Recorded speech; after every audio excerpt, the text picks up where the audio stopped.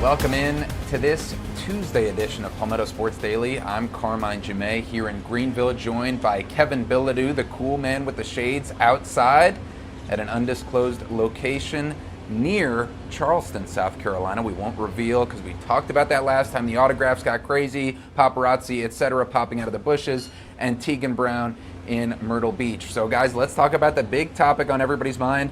It's another late March, early April, and it's another Gamecocks women's basketball trip to the Final Four. Their sixth trip in a row to the Final Four. They've won, of course, 2 national championships during that span.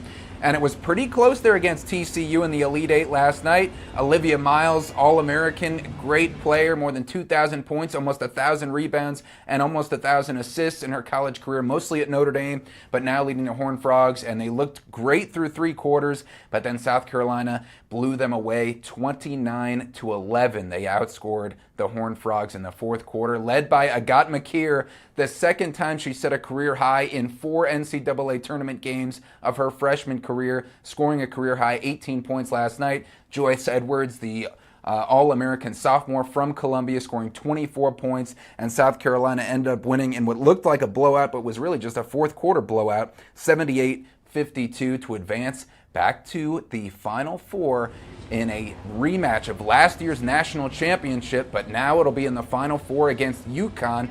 And after that big Final Four win, cutting down the nets, which is a end of March tradition for Dawn Staley, our own WIS sports director Rick Henry caught up with her, and they spoke about what's now and also what's next coming up in the Final Four. Well, Don, first of all, congratulations. Here you are again, going back to the Final Four. What is unique about this team? Well, what's unique is a lot of the unknowns. You got people that have committed to coming here not knowing how it's going to turn out. They want to be better as individual players, and collectively they want to play on the big stage. How you go about accomplishing that is a lot of ups, a lot of downs, a lot of just trying to get them to just be consistent. And I think this team started being consistent, and then some of the unknowns started to be known, which is we're a pretty good basketball team that haven't lost a lot of games, and we started playing as a collective at the right time. Unfortunately, but fortunately, it happened after some losses, which we could take on the chin when we know we're going to get better from it. And talking about performing on the big stage, what about your freshman, Agathe McKeer? I had a national reporter ask me about after the game, said, "Ooh, that freshman." She's good. Like, she has been really, like, I challenged her probably right before postseason, right before SEC tournament, because I just feel like we were going to need her down the stretch. Felt like she's got the talent, skill set to disrupt on both sides of the basketball, and I do think she's a player that when she knows she's going to play, her approach is a lot different. Like, she knows she's going to play, in the postseason. We need it. We were down Miles for a couple of games. So when that happens, a player steps into that role and thrives in it. And now the hard part is to sustain it, is to keep coming back, keep contributing that way. And I know she's up for that challenge because she's incredibly talented. Don, thanks for your time and good luck in Phoenix. Thank you. Thank y'all. Good to have you out here. Hey, good to be here again. All right, it's good for everybody to be out there covering the Elite Eight regional run over there on the West Coast in Sacramento, and then slightly moving a little bit more further back toward the east, toward our home in the Palmetto State, with the Final Four being in Phoenix. And Rick Henry and the WIS sports team also caught up with a new player in addition to Agathe McKeer. A few different pieces on this team. Tanaya Latson was another one, speaking with her one-on-one in the locker room after her first trip now to the Final Four. Tanaya, just your emotions when the final seconds clicked off and it was time to celebrate. I was just so happy. I was happy in the game when we were like 2 minutes left. The game wasn't over, but I was just so happy because this is something that we've all been working for, and just to be here in this moment is so surreal. The fact that you got to play with your longtime friend, Raven, and now here you are. You're going to have a chance to go and compete for a national championship. Does it get any better than this for you? No, not at all. I mean, this is what, puts the cherry on the top for my whole collegiate career. I feel like I've accomplished a lot individually, but just team success and being here and coming into a Final Four and being able to, compete for a national championship, that was something that I was missing. So I'm just happy to be here. Do you ever find yourself thinking in some moments, what if you would have come here earlier? No, I feel like everything happened for a reason. I wouldn't be the player that I am without Florida State. I feel like everything happened the way it was supposed to happen. I mean, it was such a short time, and it's bittersweet that I'm not going to be able to be here another year, but I feel like my time was served here. I feel like I did everything that I wanted to, and I feel like God gave me everything that I asked for. How proud of you of Raven being named the most outstanding player in the regional and doing it on a national stage, just in front of the entire country? I'm super happy for her. I mean, she's worked so hard. I mean, she's finally getting her flowers in her last year, and I couldn't be any more happier. I mean, if it was anybody to get that, I would want it to be Raven. Raven is the engine. She's the one that keeps the train rolling. So just to see her happy and her reaction to it, it just meant so much to me. And I think you deserve a whole lot of credit, too, because you came in as the nation's leading scorer, and you've just blended in, sacrificed the scoring and the attention that you would get just to be a part of this team. Yeah, I mean, not a lot of people could do that. I mean, it's been hard. It hasn't been easy, but I know my purpose. I know why I came here. And honestly, I feel like it's going to make me an even better pro. I came here to become a better pro, so coming in and, sacrificing that, that's little. That's nothing to me. I've been there, done that. I had that before. So, but I never had a Final Four. I never been to a Final Four. I never been able to compete for a championship. So that was something I was missing. What's one of the first things you want to do when you get to Phoenix? Shoot, recover. Obviously, recovery. Enjoy some time with my family, and then get back to work. I mean, get on that scout and focus on what we got to focus on, which is UConn. Thank you and congratulations. Thank you so much. All right, thanks, Rick. Great interview there with Dawn Staley and Tanaya Latson. And wow, what a fourth quarter performance. We really saw the ceiling of what this team can be there in the fourth quarter, outscoring TCU 29-11. Lots of steals, fast break buckets. That's really where they're at their best. I'm concerned if they have to play a half-court game now against UConn, if it's going to turn out like last year's national championship, which was a 20-point blowout. But Tegan, your thoughts on the Gamecocks women now headed back to the Final Four? It's just, as the earth turns, the Gamecocks head back to the Final Four once again.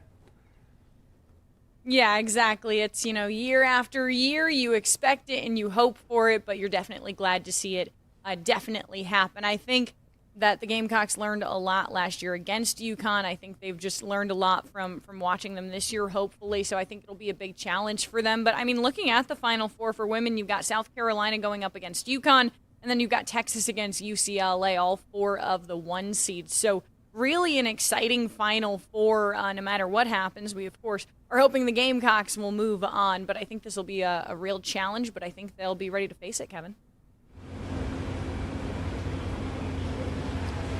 Yeah, I can't say last night went exactly the way I thought it was going to go. TCU got out to that big lead. I think it was 8-0 at one point in the first quarter before South Carolina even got on the board. But I said here yesterday they were going to win this game by 20 points. They went on to win this game by more than 20 points.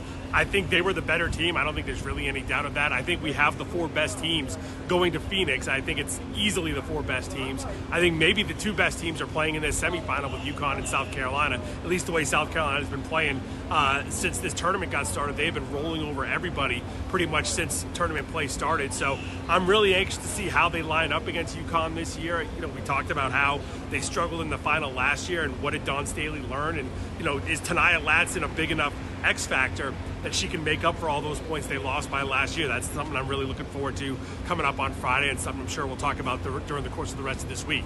Now, in other college basketball news, we talked yesterday about the College of Charleston hiring a new men's coach. John Gross is now the head coach at the College of Charleston, coming down after 9 years over at Akron. Today, we found out what Coach Gross's contract entails. He signs a 5-year deal with CFC worth $850,000 per year. A lot of people at Akron, a lot of Akron fans I'm seeing on social social media were really upset about that because that's pretty much what he was making at Akron. So it's not like he got a huge raise. You know, Chris Mack was making $1.1 million a year before he left for South Florida, and the College of Charleston, as I mentioned last week, got a buyout of $1.3 million after Mack left after just 2 seasons. So it looks like Gross is taking part of that buyout and using the rest, almost $250,000, and hopefully going to put it towards NIL and recruiting and bringing in better players for next year. So that could be a huge plus for the College of Charleston. He has incentives as well. If he gets to the NCAA tournament, that's $100,000 added to his contract along with another year. $50,000 if he wins a conference championship or the tournament championship, and then another $25,000 if they get 25 wins in a season. So even though he's making the same amount base salary, the incentives are there for him to make a lot more, and the money is also there for him to do a lot more with this roster, Carmine. Yeah, Kevin, what do you think about this hire? I mean, as far as what the new coach brings to the table, I know they're saving a little bit of money, like you said, that could be put toward the roster, but your thoughts on what this coach brings to the table and the direction of the team going forward after being very surprised by their old coach parting ways with them?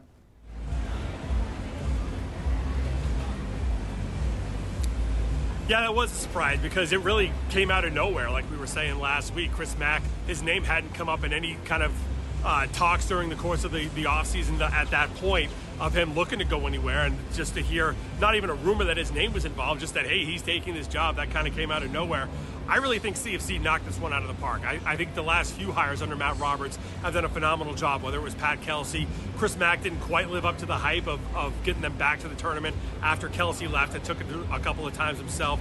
But this is a guy in Gross who's gone to the tournament for the last 5 years at Akron. He's gone 7 years overall, took Illinois 1 year, took Ohio a couple times. So he's got a pedigree of getting to that national tournament. That's where CFC thinks they should be. If you ask College of Charleston fans, especially the ones who were here at the end of the John Crest era from 30 years ago, 35 years ago, they still think they should be the Gonzaga of the East.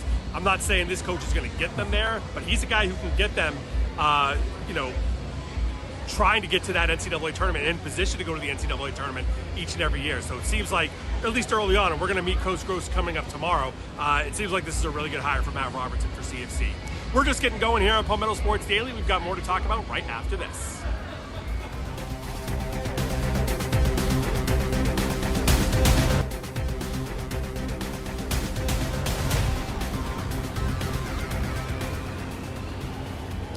And welcome back to Palmetto Sports Daily. I'm out here on Daniel Island here in the Low Country as the Credit One Charleston Open now in full swing for the 2026 season.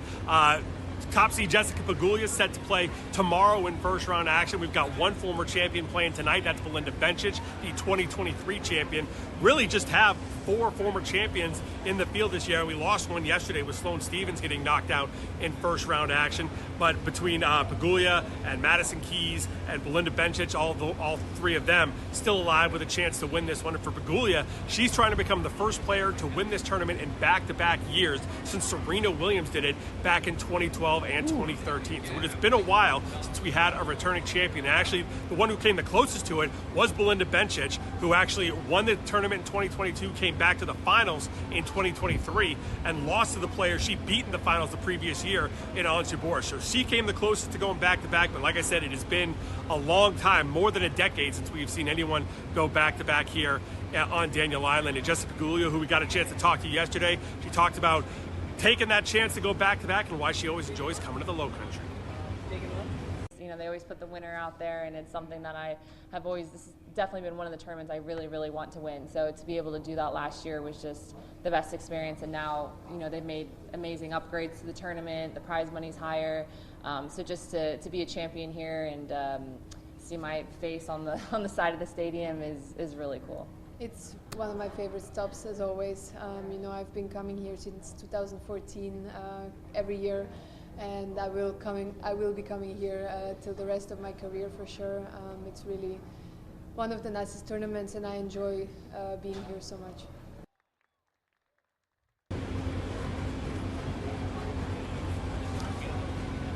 Now, when you talk to the players before they get going here, they say to a T, this is one of their favorite tournaments to come to throughout the entire world, just because of the atmosphere around here, the way they're treated, just a great great atmosphere for players all throughout here in the Low Country. One of the reasons we don't get all the top players, though, is because this is where they make the switch for the season from hard court to clay court. They played the week before in Miami. That's a big tournament. That's the last one of the season on hard court. And then they make the switch over to the green clay here. Tegan, I know you know all about this as a former tennis player. Your thoughts on what's going on here in Daniel Island this week? Yeah, I mean, it's super exciting. I'm sad that throughout my few years living here in Myrtle Beach, I haven't gotten the chance to go out to Charleston to experience the tournament. Maybe I'll get to take a trip out there this week. But the change in surface, it makes a huge difference as a player. It changes how you move. It changes how you switch which side of the court you're running to and how you're turning on your foot. So, it definitely makes a difference. As for Jessica Pegula, I mean, I know that she has the highest odds right now to win the tournament. She's one of my favorite players. Her backhand is fantastic. I mean, that's something I try to emulate constantly on the court. So I think it's really exciting to see her out there. I think that she's got a lot of confidence going into this after the season that she's had so far. So it's just an exciting time out there, and hopefully I'll get out there. But hope you're having fun, and I hope all of you are having fun watching the show. We're going to be right back on the other side.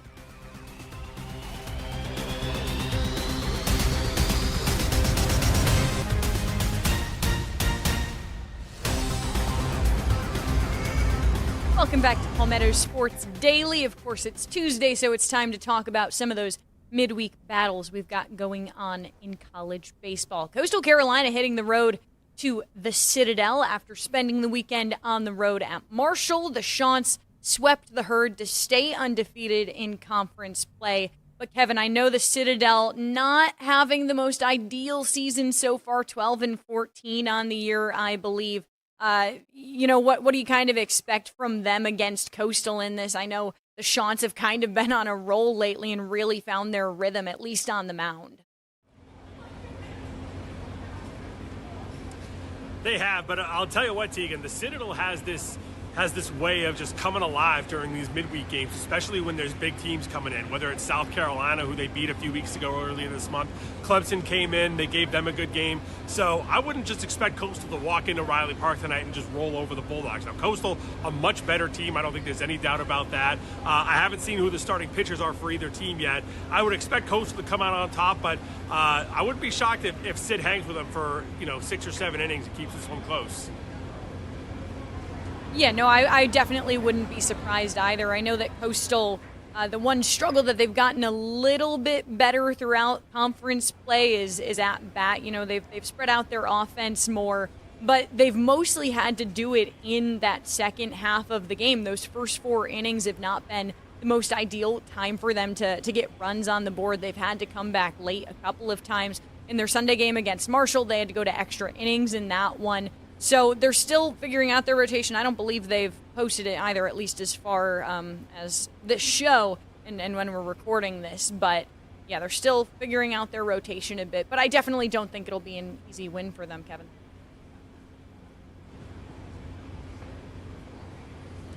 Yeah, I'll tell you that the other thing is we can expect an amazing atmosphere over at Riley Park tonight because Bulldogs fans absolutely show out for these big-time games. Like I said, South Carolina was close to a sellout. Clemson, who we don't get to see here in the Low Country all that much, that was close to a sellout. And bringing in a Coastal Carolina team that's coming off a second-place finish in the national championship last year, I'm pretty sure it's going to be another amazing atmosphere over at Riley Park tonight, Carmine. Yeah, it definitely will. And speaking about another Bulldogs, the Georgia Bulldogs is the team that the South Carolina Gamecocks baseball team most recently played and lost all 3 games of their 3-game series. Now they're getting ready to host a Wofford team in the first matchup for interim head coach Monty Lee, of course, the former Clemson coach who's now the interim at South Carolina taking over for Pulmonary. This is the first game that he'll coach in his interim tenure that won't be against the top 15 opponent. So he's probably like wiping some sweat off his forehead, although, hey, Wofford is no slouch, even though they are in the SoCon. I think they've won 3 of the last 5 SoCon championships. So Monty Lee still with a chance to prove that he might be able to get hired as the full-time coach, but as far as being an interim, he's got one close loss to 4th-ranked Arkansas. That was in 10 innings in his first outing. Then he led the Gamecocks to an upset win over Arkansas in Game 2 by 5 runs. But since then, it's been losses to 13th-ranked North Carolina and losing all 3 games at 7th-ranked Georgia. So see how he does here against Wofford tonight, hosting the Terriers. And then as far as Clemson, they're getting ready to play an ACC opponent, but it's not counting toward the ACC schedule against Wake Forest because it's a midweek game at a neutral site at Truist Field in Charlotte, home of the AAA White Sox affiliate over there in Charlotte, the Charlotte Knights. So we'll see what happens because right now 2-7 start to the ACC. But don't forget, just 3 seasons ago, in Eric Bakic's first season as head coach, his team started 2-8 in the ACC, and then from there they went 18-2 in conference play and won the conference tournament championship. So we'll see what happens there on Wednesday evening. But for now, we'll take a quick break, talk Braves to cap off this Tuesday edition of Palmetto Sports Daily.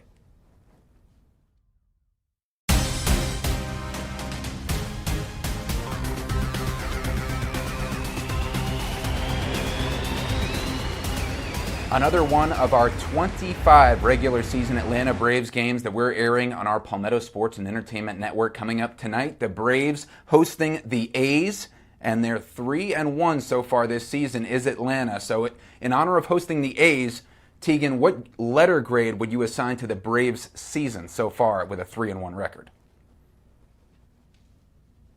I'm going to give them a solid B+, only because it's early. Maybe they've got some early magic going. I don't know if I'm necessarily seeing the chemistry and performance that I think can kind of launch them throughout the season. What about you, Kevin?